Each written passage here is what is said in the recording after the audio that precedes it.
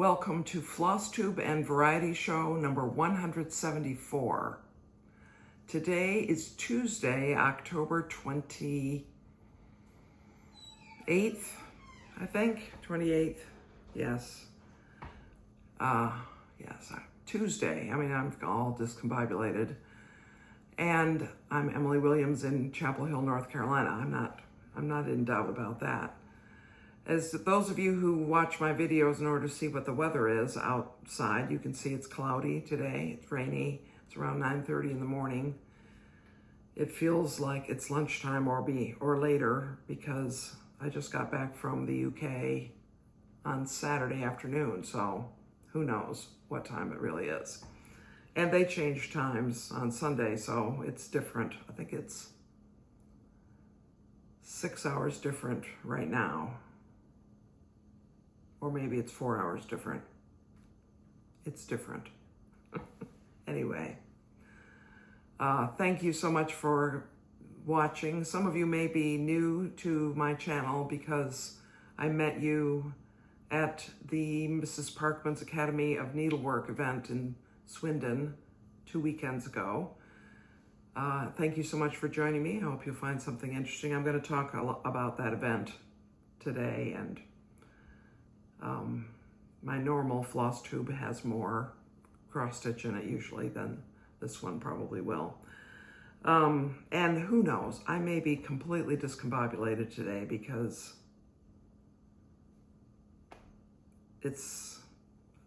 I might be. So I hope you'll forgive me if I am. Okay, floss tube is cross stitch. Variety show is something else. Today, variety show will be a bit about our visit to Wales that followed the week following the Mrs. Parkman's Academy of Needlework event. But let's start with what I've been working on, cross stitch. So I'm showing you this. I hope that I will not be showing you this little piece of paper more than 3 or 4 more times. This is the cover page for Under the Roof of Blue Ionian Weather, charted by Golden Kite, and I am going to finish it. So this is where I am. There's a parked thread. This isn't much different from the last time I showed it, but I have put in about 250 stitches in the past 2 days. My goal is to finish this by the end of the year. My actual goal is to finish it by the end of November. I think I can. So I'm working over here. Whoops. Working over here. You know, sorry, it's backwards. I'm confused. And it's just going to have to keep being filled in. When we get close to the finish, I will hopefully have found a picture of the print that was in my mother's house and when she was growing up, in my house when I was growing up, that inspired me to do this at all. So I'm setting that aside.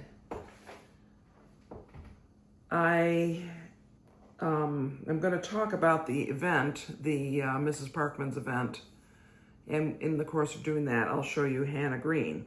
But let me talk about a few miscellaneous things, or at least one miscellaneous thing first.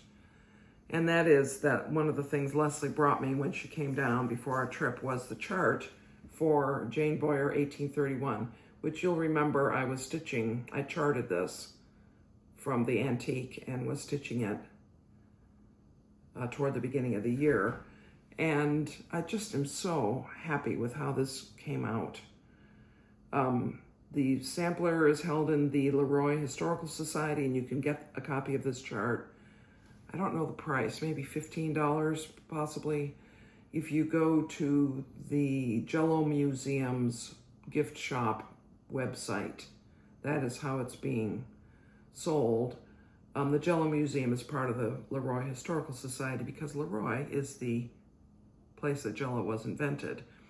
So, but anyway, so pleased with how this turned out. There's a bit of history of Jane Boyer in it and some comments about stitching, where are my hands? This hand.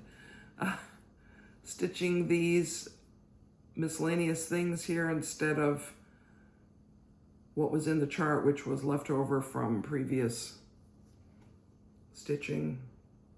Anyway, I think it really turned out well. So pleased with it. You can get a copy of that. It will not probably take you very long to stitch. It's 158 by 141. I think it uses 6 colors of DMC, and there's a little extra chart in here. Let me find it right here of other motifs that you can substitute for what I chose to put in here, which is very much in keeping with what Jane Boyer herself would have done. She would have been offered a pattern book, or her teacher would have shown her some little things that she could choose from, and she would have chosen some things for her sampler. So that was really exciting to get. Now, I'm just telling you, this place is going to be very, I'm sorry that I'm not going to appear very organized. I really think I am. Okay, so before I get into the event as a whole, I wanted to just say a word about Hannah Green, because one of the fun things was that several people are stitching Hannah Green and are following more or less the plan of stitching it so that it will be finished March 1st of next year. And I'm just so happy about that. And so I'm going to put a couple pictures in a moment of two groupings of people. And they're stitching, but here's my progress. I did take it, as you'll be able to see because I have pictures of it, but I worked on the grass down in there. And I put in a lot of threads on it, both at the retreat and when Leslie and I were in the evenings when we were in Wales, and you just can't tell. You can tell. It's getting there. But it's such a beautiful sampler, and seeing everybody else's work was really interesting. So I'm going to put 2 pictures in here. The first picture is of Carol and Teresa and me and our samplers, and the second picture is of another person, one of you who sat at her table. Carol and Teresa, I think, will be able to tell me her name, and I just didn't catch it, who was also working on it. And I believe there were a couple of other people working on it as well. So if you've been to one of these big retreats, you know that they're usually full of the buzz of meeting old friends and making new friends. There are gifts, there are special retreat things you can buy, and this one was all of those things, as well as, of course, the presentations and the things that make the retreat worth coming to, which may not be just the opportunity to buy or the opportunity to receive gifts. And this one had everything in spades. There was just, everything was great about it, I really felt. So we arrived on the first day and did some shopping, which I'll show you later on, the linen that I bought.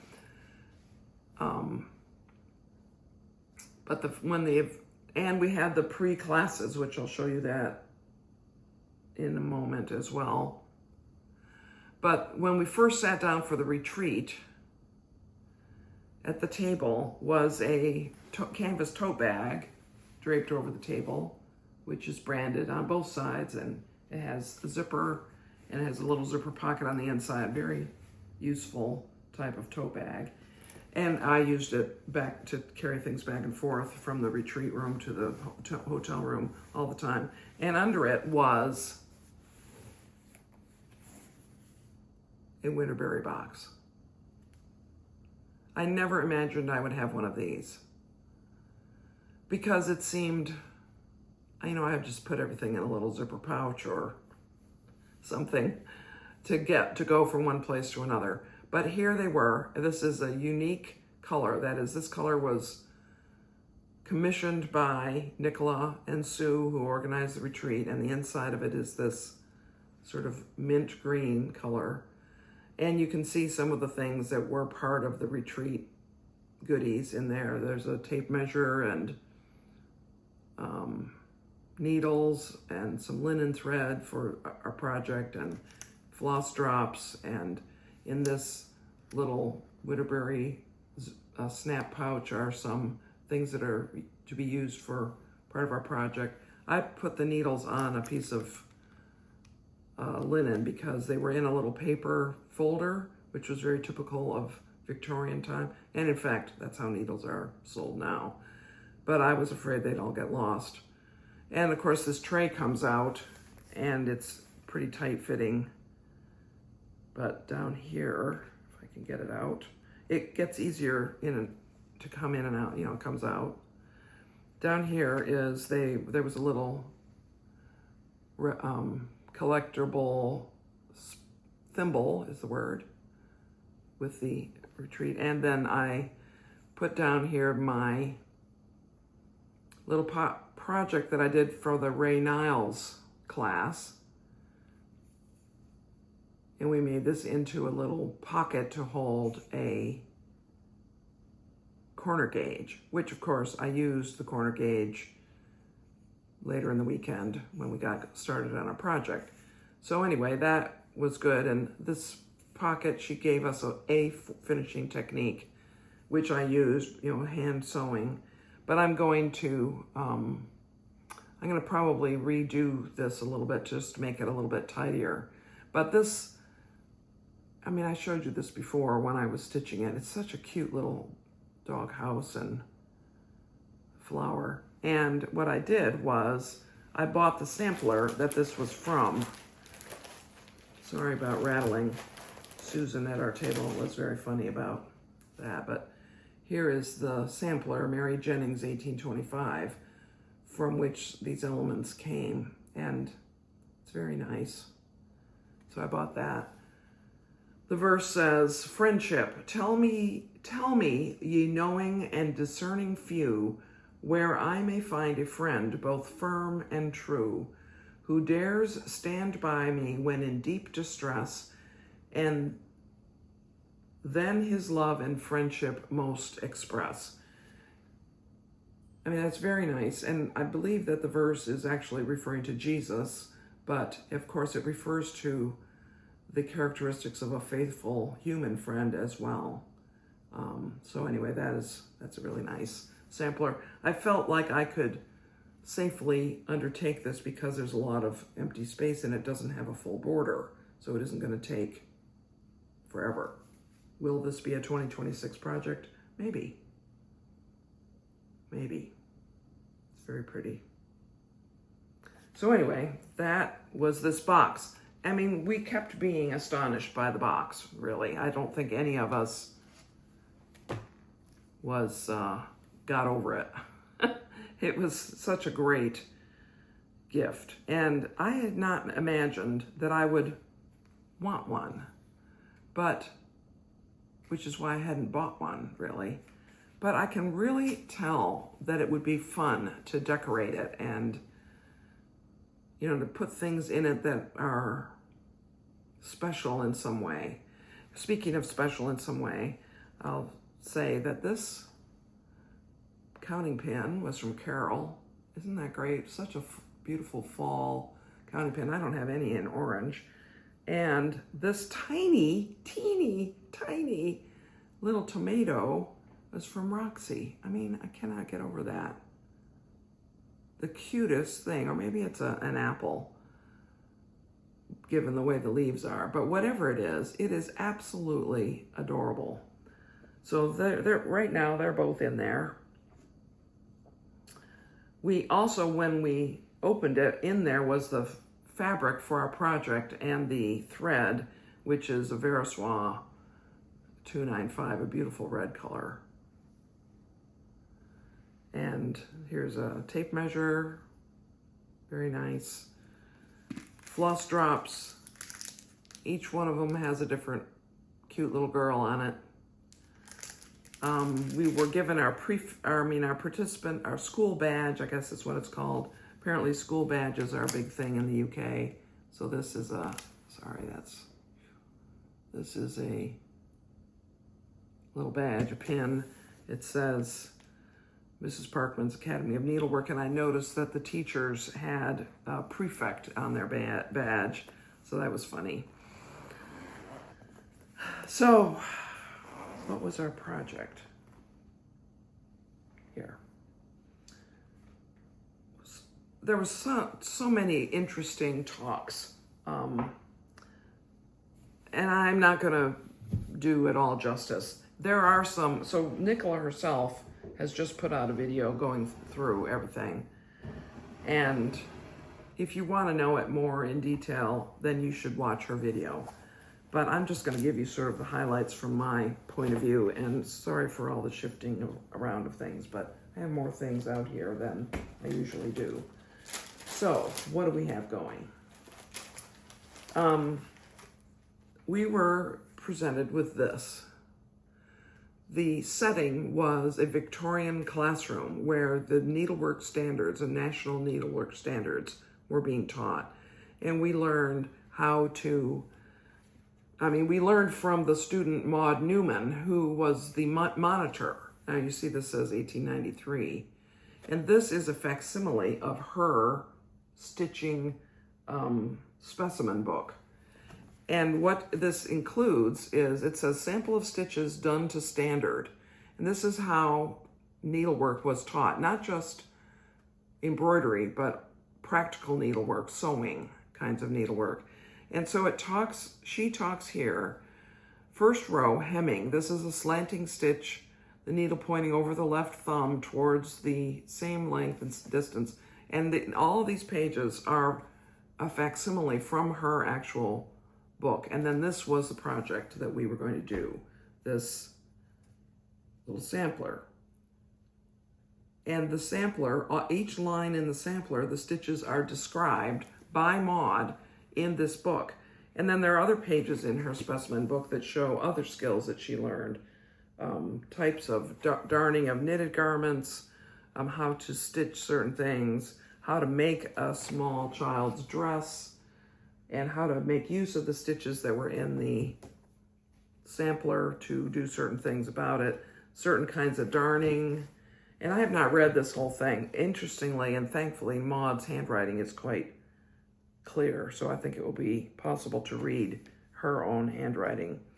Anyway, all the pages are so interesting. Here's a hem stitch sampler with different open work examples there. I think there's a lot to be learned from Maud in this. It's just a fantastic book. It really is. And then in the very last page, this is Nicola's version of it. And we got to see Nicola's version and hold it and look at the back of it and everything. So anyway, this was excellent. The project was that little sampler. Thankfully, we didn't have to stitch it fully from Maud's facsimile. We got a sort of a more modern pattern, which included other information about, lots of information, and information from a manual that the teacher would have used. And here's another sampler that we could stitch if we wanted to. I think it's stitched, but it's stitched on gridded fabric or paper, so you would be able to follow and reproduce that.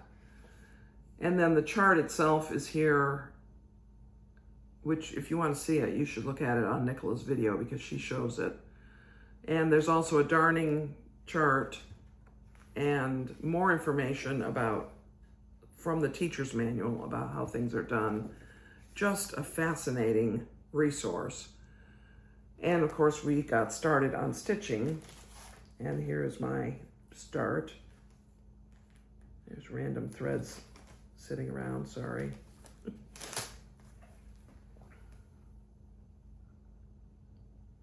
I'm sorry, I'm Not sure how I'm doing this, but so that is that so far. The next stitch I have to do is the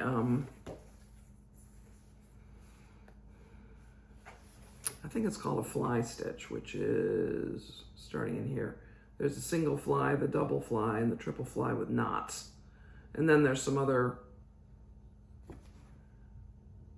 four-sided stitch and a chain stitch, and then is true marking, which is basically double-sided cross stitch. So I have to continue with that. And there's more fabric here. And then we were also given, I know I'm just babbling, this, which is a needlework specimen book. And it has a great big ring on it in this bronzy color so that we can add our own specimens to it. So we put our name in it, and then we can mount some stitching and then our description of it here, just like Maud's specimen book. And I intend to do that. We're supposed to, the idea is you finish this little sampler and do that, and then you can put in other stitches you've learned or other little techniques that you've learned, and you can describe them. So a page can have eyelet stitches, and over here, some description of it and so on. And it has a great big ring so that as it fills up with examples, the book will still have some integrity. And we were provided with a brown pen, a sepia pen, so it will be sort of in keeping with what the ink in Maud's book looks like in the facsimile. Very, very thoughtfully put together.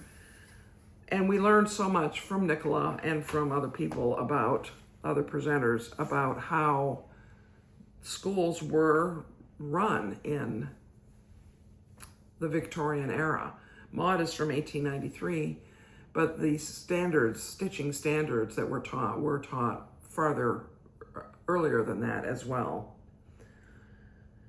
And then we were given, oh dear, this is still in its, I think of you, Susan, every time Susan from our table, every time I crinkle some of this plastic because you were hilarious. I'm sorry, I'm gonna crinkle. Oh my. And the fact is, I don't usually keep things in their plastic bags because I hate these plastic sleeves.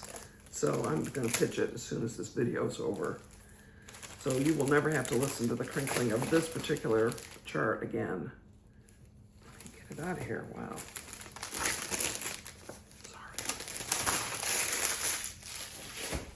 Sorry.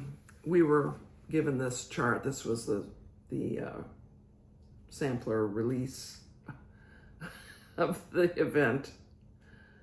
So it's really cute. The people down there have sort of patchwork clothes. The big diamonds are rice stitch. There's some alphabets and this arcade band, and the verse is wisdom, the greatest blessing from above, sent to mankind by God in his great love, directs the youth to knowledge, then to peace, so leads to solid joys that never cease. Jane Backhouse, age 12 years, 1824. So that will be fun. It's about 12, 13 colors. I'm probably going to try to do this on 40 count ballet slippers from Fox and Rabbit and do it in DMC. And I will do this next year if I can. And I say if I can because I need to contact Fox and Rabbit about possibly getting a piece of fabric. And they were there. So nice to meet Karen and Brendan. They are exactly in person as they are on their floss tubes. In fact, I also met Brenda and Laura exactly in person as they are on their floss tubes. I met Sean Parrington of Periwinkle Stitchers. By the way, her videos. Exactly in person as she is. Audrey Marine from Stitch Stitch Bead, I met her. Again, fun, and it was just so fun to meet the people whose videos I watch. Were there other people of that ilk that I met? I don't remember. We heard from Kathleen Littleton, Cross Stitch Antiques, and she was talking about Irish stitching traditions, and she gave us a chart of this sampler, and that's going to be fun. It's not very big. This green vine with roses is very typical of Irish needlework, standard stitching that children were taught to do. So that's interesting, and of course there's good information in here because Kathleen is interested in that. Her talk was very interesting about Irish traditions, dovetailing very nicely with the English traditions. And Ray Niles gave a talk on houses in samplers and was, entertaining as she is. And then she gave us this little chart for this tiny little sampler and a 25-meter spool of painter's thread, I think it's called, which is over-dyed 103 silk, which I've never used. And everybody got something different. It was just a random collection of painter's thread. So mine is sort of mixed blues, greens with a little purple in there. So I'm probably going to do this little sampler with this on 40 or 46 count fabric. It's just an alphabet with some little bands, and the bands are straight, just a single line of cross stitch. A Tebbatt, T-E-B-B-A-T-T.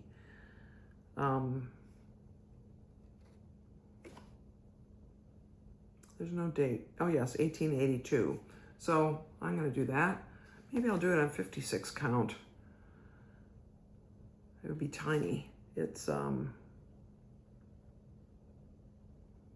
51 by 61 stitches, so it would be 2 by 2.5 or something if I did that. So that was really fun to receive from Ray. Sissy Bailey Smith talked about Scottish samplers, Scottish castles, which appear in Scottish samplers, and she showed pictures of the Scottish castle, what they currently look like, which are, of course, by and large ruins, and then the samplers from all over the ages that depicted that actual castle. That was really interesting. She lives in North Carolina. I just feel like I should contact her and say, I would like to come by and see your samplers sometime, because she has quite a collection of mainly Scottish samplers, and she seems like a very friendly person. So anyway, that was fun. We also heard from Rebecca Scott of Whitney Antiques. She talked about what characterizes a sampler to belong to a certain group, and she passed around actual antique samplers, and I will say, I wish she had also had slides, but that's fine. It's okay. It's okay. Who am I? And then finally, the last thing that I think I am going to show that was a project was that we had a paper crafting project, because Victorians did a lot with paper. They enjoyed working with paper. They made things with paper. They, of course, wrote letters. Sorry about the snaps now. So this is a laminated table protector, and we were given the pieces to make a little junk journal portfolio thing out of something from a particular designer whose name is, she's from Wales. I don't remember her name, but it's really pretty. And so, I've kind of been interested in paper crafting. So this was an interesting taste of it. Now, I can't tell you that this is going to stay together because I was using a glue stick and I didn't probably use it hard enough, but it opens up and there's these flaps that open. This isn't glued in to the cover, but the flap opens and there are the pockets. And then also in here are the items, ephemera, to put in the pockets, which this is all, you know, this is how these projects are. You can go online and buy a project and then you cut it out and you ink the edges, and then you have these little pretty cards that have pictures. Here's a tag. And some of the cards are blank on the back, so you can write. They're called journaling cards. And I mean, I know this from watching. And so we were given all these things ready to go into our thing. All of this was already cut out by Nicola and Sue. And the edges were inked by Nicola and Sue. I mean, I do not know how they did it. I really don't, because they prepared 200 kits. And then in addition to that, not only did we get that one to glue together in class, so to speak, but we got and an instruction sheet. We got another whole set that we can cut out ourselves to make another one. I mean, just such an interesting project, but I'm interested in it in order to see how these things come. And it's printed on really nice cardstock. So really such an interesting project, and I will finish it. And I might make the second one as well, because, you know, I'm kind of interested in that. And don't tell Cindy. But no, Cindy knows. Cindy knows I've been resisting temptation for a few years of getting involved in paper crafting. Every now and then I have to buy a pack of 12 by 12 paper that's on super sale at Michael's. So I actually have things. I don't have the equipment though. I don't have the cutter or the scoring board and things like that. I don't have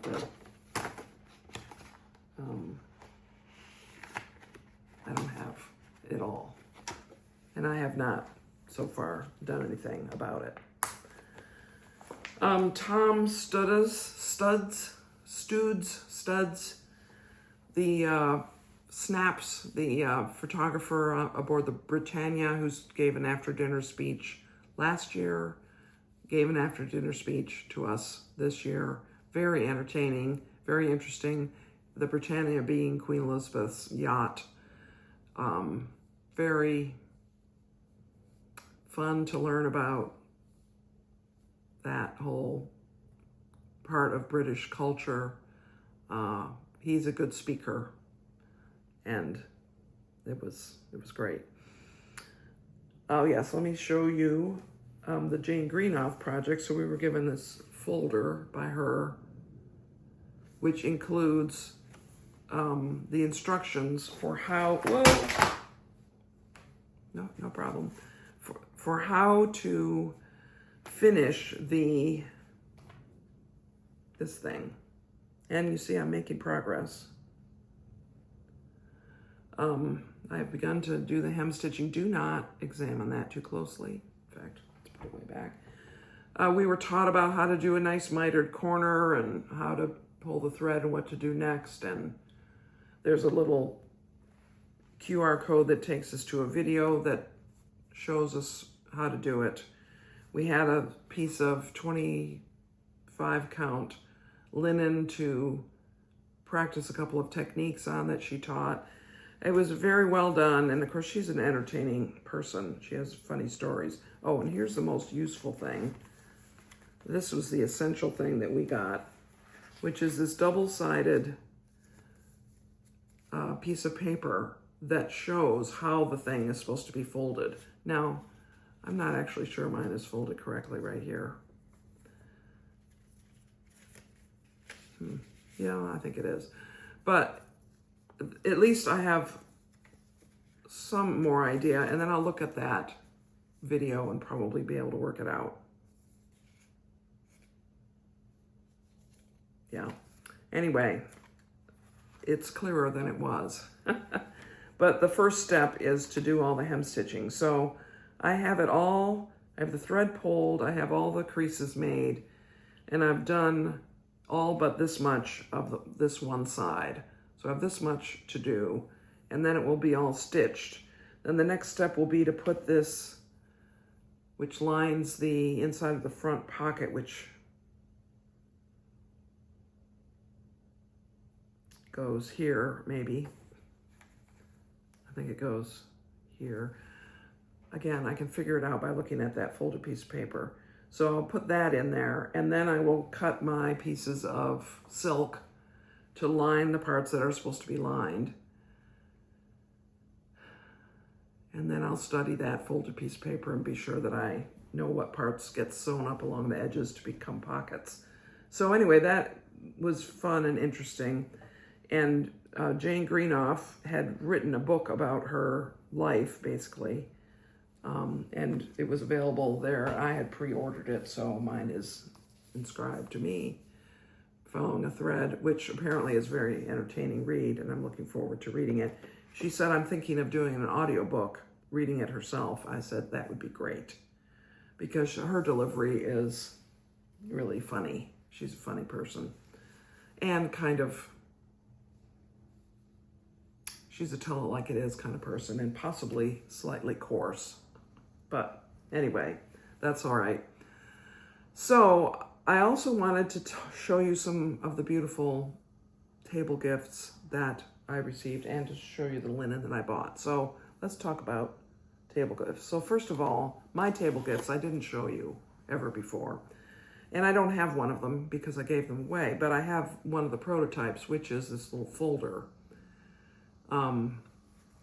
It closes. This is a prototype. This is not exactly, and the ones that I gave were Blackbird fabric. But this is, it has a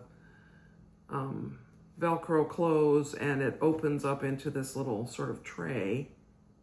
And in it you can put your threads and your scissors, and it holds these 103s perfectly. They fit right in there. So that was my table gift that I gave. And in there I had a little notebook, a small gridded notebook, and a pen. Yes, a pen, and my card, my business card. So that's what I gave as a table gift. I really enjoyed making them, so I probably will make more, and I don't know what I'll do with them, but Ginger at our table had made these velvet pears. I mean, can you get over it? She said, which color bruised pear would you want? Because the way she stitched it was she stitched the seam, and then she filled it, and then she covered up the part where the filling had gone in with another piece of fabric. So she called them bruised pears. So I had a red one, and there were green and gold pears. So pretty. And this leaf up here, this is a real stick. It's a piece of wood there. And the leaf has a wire in it, so I can make the leaf, you know, in the shape that I want. I'll tell you one of the reasons I'm doing the video today, Tuesday, instead of waiting until Thursday, which is what I originally thought, is because I want to put these things in the little places that I want to keep them. And right now they're just all over my table. So anyway, Ginger, that was great. Susan, along with this was chocolate, which is gone. Not long ago. I finished it yesterday. She stitched a little pillow. This is full of walnut shells, I believe, for each person. And she put a binding, a trim around it. I said, boy, this is amazing. It's braided. She said, it's just braided seam tape. I said, wow. And on the back of each one, in over one, Mrs. Parkman's Academy of Needlework, Swindon, 2025. Unbelievable, and they were all different. There were not two that were identical. That was so nice, such a gift. And the chocolate, of course, was also very welcome. I'm trying to keep these things straightened out. Sam, who's from Wales, Welsh cakes. It's a miracle these aren't gone. How many are there? I think there are 6. That's 2 breakfasts. They are very good. I don't know, I think probably you would put marmalade or something on them, jam. Don't know if I will. Other table gifts. What do I have here? Oh, Carol Dodge. So as you see, I'm using this. I used it throughout the trip, throughout Wales. Every evening when Leslie and I pulled out her stitching, I pulled this out. It's just one of these little things that is flat, but you snap it, and she put a little fabric liner in it, and it holds your stuff. It keeps it from rolling all over the place, so very handy. I'm using the Kohana scissors that Peggy and Patrice gave me last year, and I did not take them to England because I would have been horrified to lose them or have something happen to them.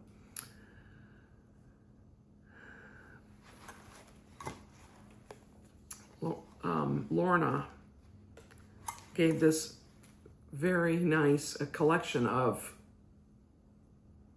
just amazing little things, which was sort of headlined by this note card, which shows a picture of a sampler. This is a wedding sampler from 1767. You see down here at the bottom, it says February 20th, Jane, and then there's a heart, James, 1767. Isn't that something?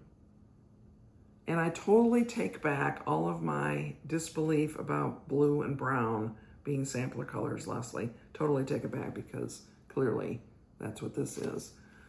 So this is a little note card, and then here is also a needle minder and some floss drops that are based on that same sampler.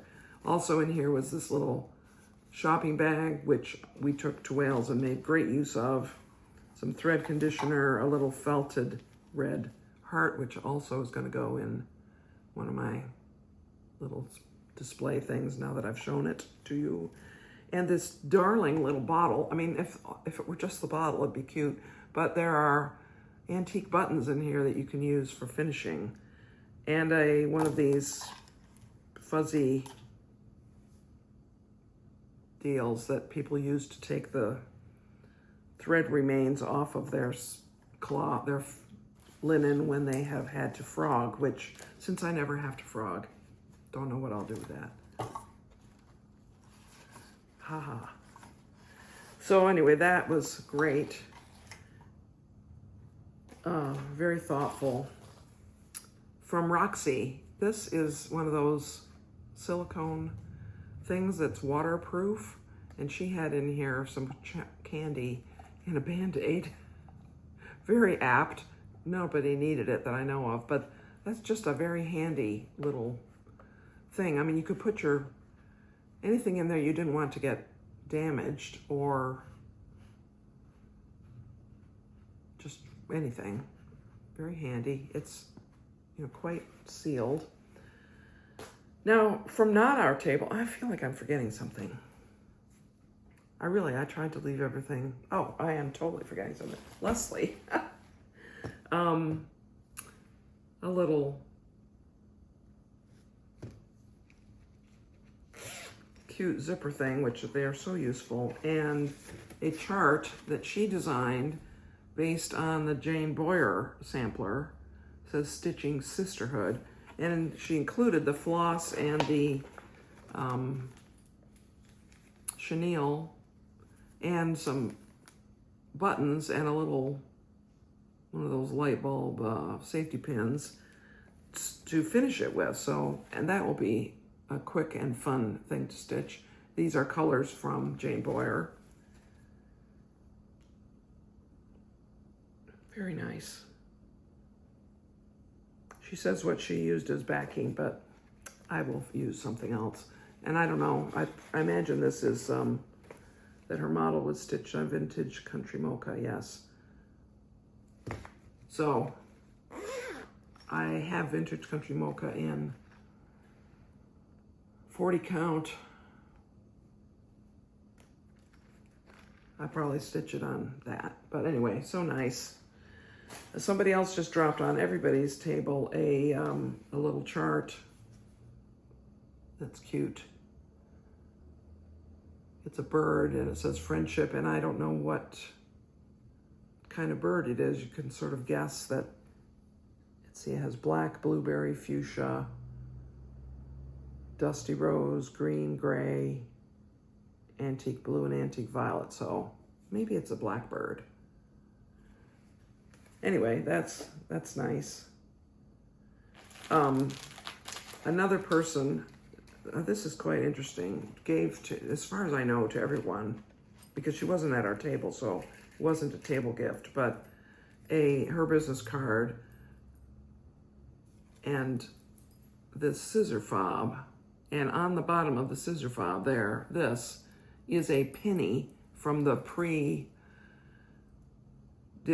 decimal days. And not only is this a penny, this says 1862 on it. So this is from the Victorian reign. So this is presumably Queen Victoria on here. It's quite worn, but such an interesting and nice thing. And I saw several of them that people have received, and they are all different. So her eBay name is Miss Penny Feather, Penny, and there's a feather on there too. Anyway, so nice. So I look forward to putting that on something. And just the idea of having such an old penny from the Victorian era is something. Leslie from Queen City Sampler Guild, who I know is a viewer, gave this little packet of finishing items for all of our patriotic smalls that we're all making in preparation for next year. So this is fantastic. It's perfect little collection. And then this darling, I don't know how to show this, little wax strawberry. So beautiful. And there's a couple buttons in there. That's great. Really great. Carol Hughes made that orange counting pen, and also gave this cute, darling little thing. It's the tiniest little glass container, and it has a pom-pom in it, which makes it function as a pin cushion. I mean, it's great. I love the fact that it's so small, because sometimes pin cushions are too big for the work area. And Teresa, Teresa is such a thoughtful person. Teresa, you are such a thoughtful person. So individual in her interactions in every way that I've observed. So she gave me a ball of yarn because she believes I should make socks, and I want to, and I have a pattern. So maybe I'll get started on this. Isn't that pretty? Really is. It's wool. Fortissima Colori. I think it's made in, well, it's wool, superwash wool and polyamide,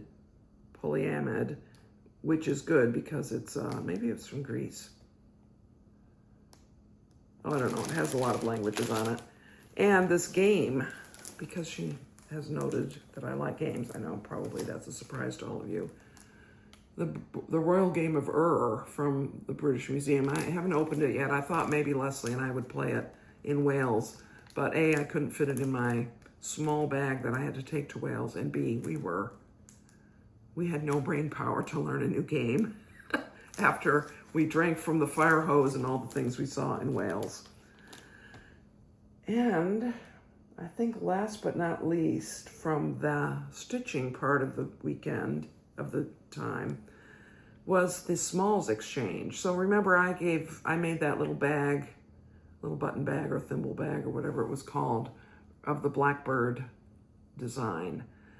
And somebody, the person who made this for me, Susan Robinson from France, I did not meet her.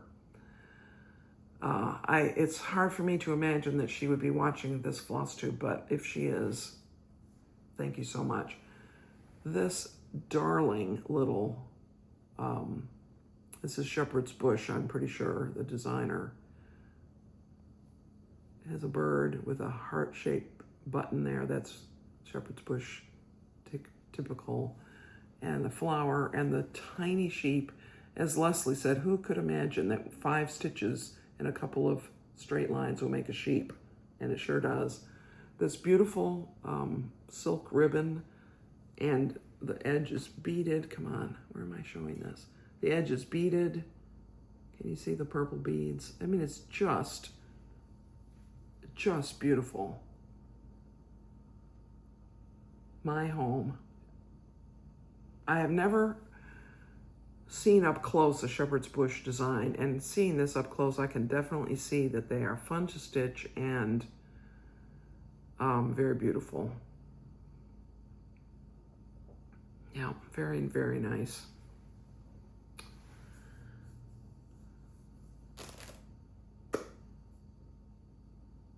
That may or may not be everything about the stitching event. But I'm going to move on and to say I cannot tell you everything that we did in Wales, because we did 3 or 4 things each day.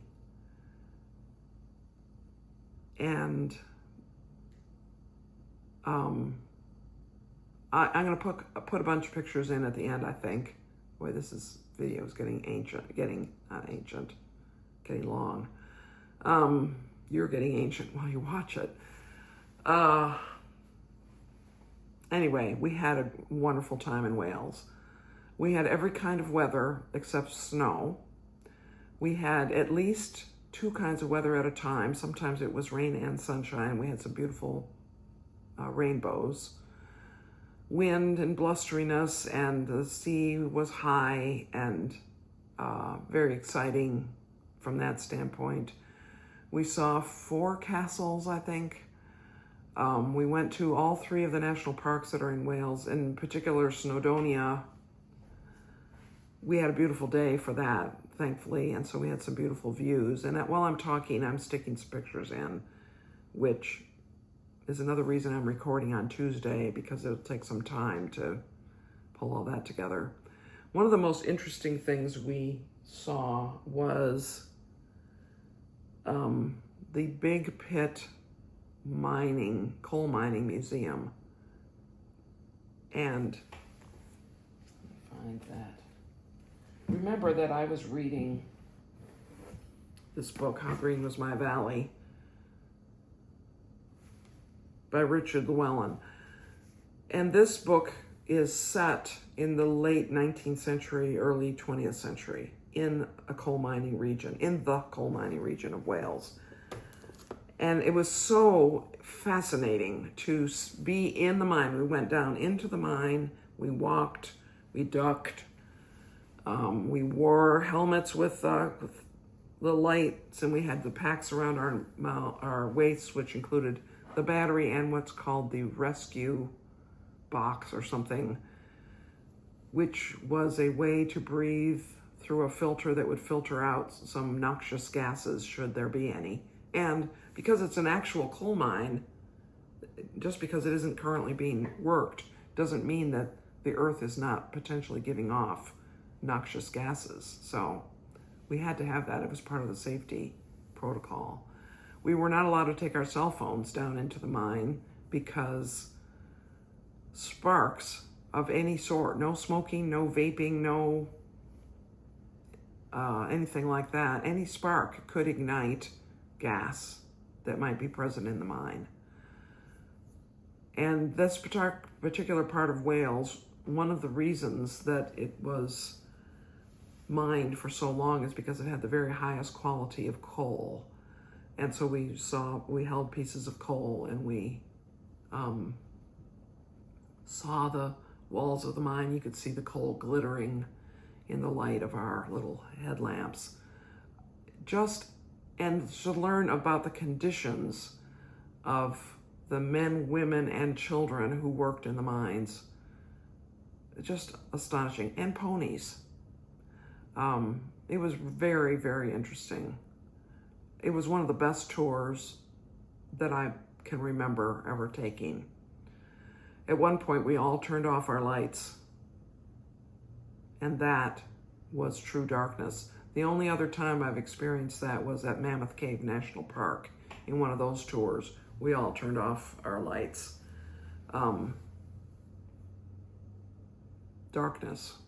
We do not experience darkness here on the surface, ever. I remember when my friend Stephanie and I used to ride our horses at night. Sometimes we would ride on a clear night, but there was no moon. And we would ride out on the tobacco fields that were behind where the horse's stable was. And even on those nights when it was dark and there was no moon and we were out away from street lights and there were not, the houses weren't lit up, it was dark late enough that there weren't any other electric lights out there. Our horses cast shadow because of the starlight. So even on a dark night, it isn't dark.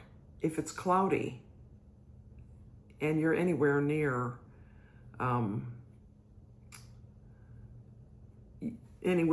people, there's going to be reflected light that comes from street lights and car lights and so forth that reflects off the clouds, and it's still not totally dark. But it was dark in that mine. We were 900 feet down, I think, at some points, and then we went down farther to a lower level of the mine. And anyway, it was just fascinating. I highly recommend, if you're ever in Wales, that you do that tour.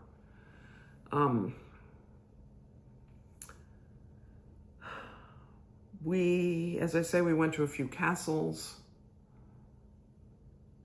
Some of them were built as early as 1067, right after the Normans conquered.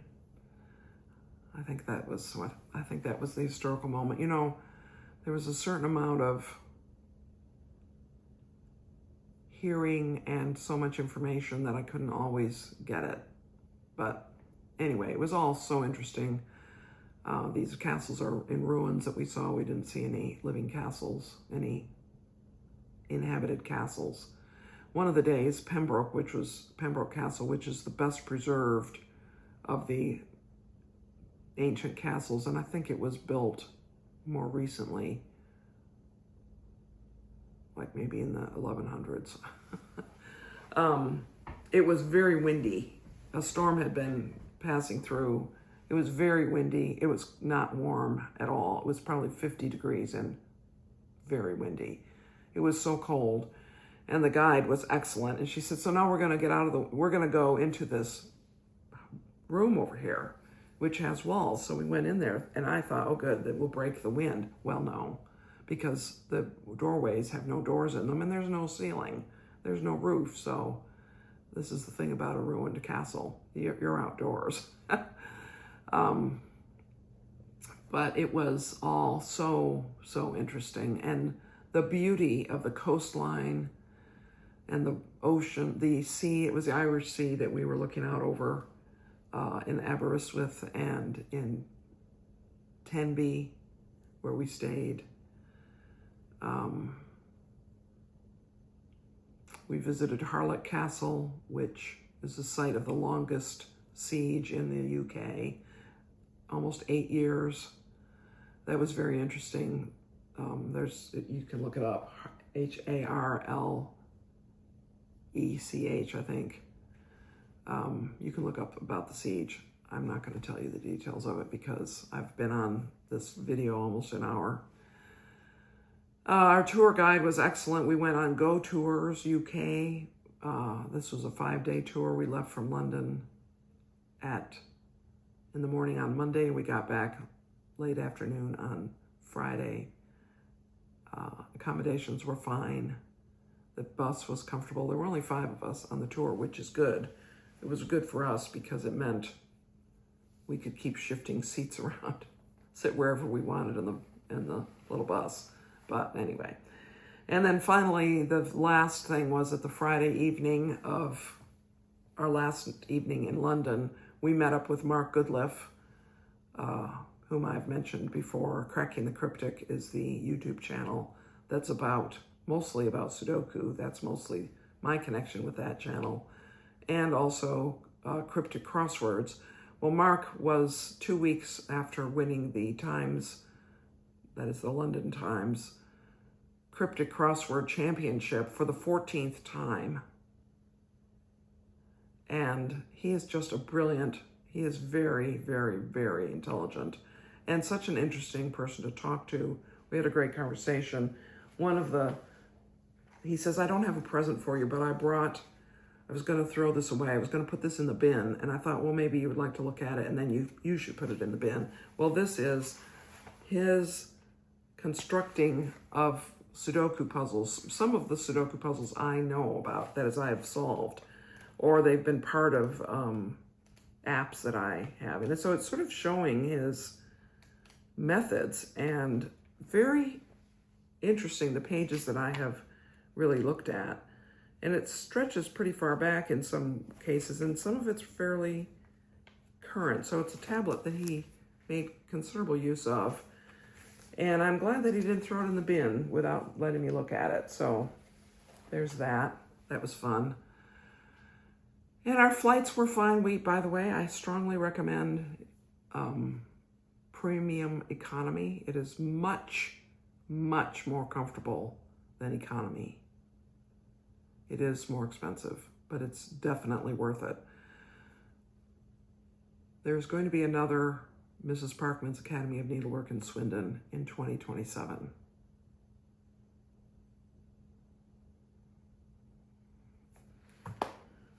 Maybe you'll see me there. I don't know. I wanted to show you some linen. I did not buy much stuff at the retreat, but I did buy some linen. This is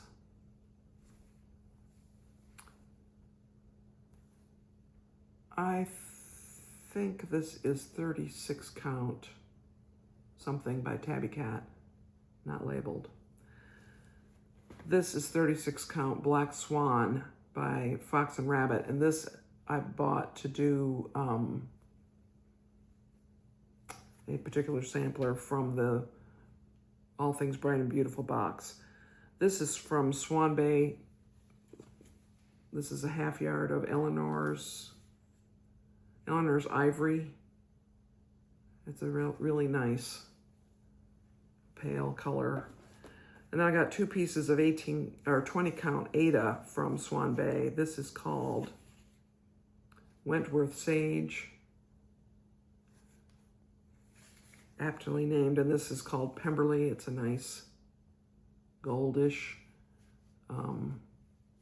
Aida. I like 20 count Aida. This is 40 count Sleeping Bear. This is the same fabric that Jane Thompson that I'm doing is on, which is on 36 count. So this is 40 count. I really like that color. It's just sort of a pure brown, if you can have a pure brown. It's neither overly warm nor overly cool. This is Spindrift by Cedar River, 36 count. Again, I like these light neutrals, and this is slightly mottled, not too much. I think it will be just right for some things. And this is 40 count Windsor Castle by Tabby Cat, which is a beautiful, I'll say cool gray color. It's not brown at all. It's gray, even a little purpley. And this is a half yard, I think. Based on the price, it's a half yard. I'm not sure 100% what I'm going to do with that, but I couldn't pass it up. It was just too pretty. And as I say, I'm going to probably get a piece of 40 count ballet slippers. I'm doing Hannah Campbell, which I know you have hardly seen this year. Hannah Campbell on 36 count ballet slippers. And I want to do that sampler that we got on ballet slippers. I think it will look good. So that is a very long, you get a double whammy video today from me in terms of length. and it's on a different day. I hope this will go up today, Tuesday, October 28th. If not, it will go up tomorrow. Sort of depends on if I have time to stick pictures in it and select pictures and figure out which pictures are of what. It was a great experience. It was so fun to travel around with Leslie. We had a couple of those moments of laughter that were sort of, as she said, reminded her of high school days. Yes, you know how that is. And I forgot to show you the most weird thing I bought. We went to a woolen mill. Let me look at that. Isn't that something? I was not going to buy this because it weighs a ton. I haven't weighed it yet. I had estimated it weighed 5 pounds. It's full of sand, and it has some batting or something also. But it's from a woolen mill that is in a town in Wales. I'll have to look it up. And it's owned by the employees, and they make very high-end woven woolen blankets and pillow cushion covers and things that are sold at Harrods and other high-end department stores and shops in the UK. And we need a doorstop for our downstairs bathroom because that door swings closed, and that's what this is. It's a doorstop. And I just could not take my hands off it. I couldn't take my eyes off it. There were all kinds of different patterns, but this seemed really special and unique. And anyway, so I did buy that. That was the least sensible gift, least sensible souvenir I bought from our travel, from our trip. Okay, that was a long one. Thank you so much. I hope that you're still with me. If you find the little cog icon, and you can change the delivery speed to something more than normal. You can push it up to 1.25. I will not be making a video Friday. This is in lieu of that. I will, I believe, be back to a normal Friday schedule for a while, several weeks. My main plans are to just keep working on things, especially under the roof of blue Ionian weather. And I guess that's all. Thanks for watching. If you're new to my channel, thank you so much for watching. I hope you enjoyed it. Enjoyed what you saw. Normally it's around 30 minutes, something like that. And normally it's more about stitching I've actually done. As well as whatever the variety show might bring about. Anyway, many blessings to you, friends.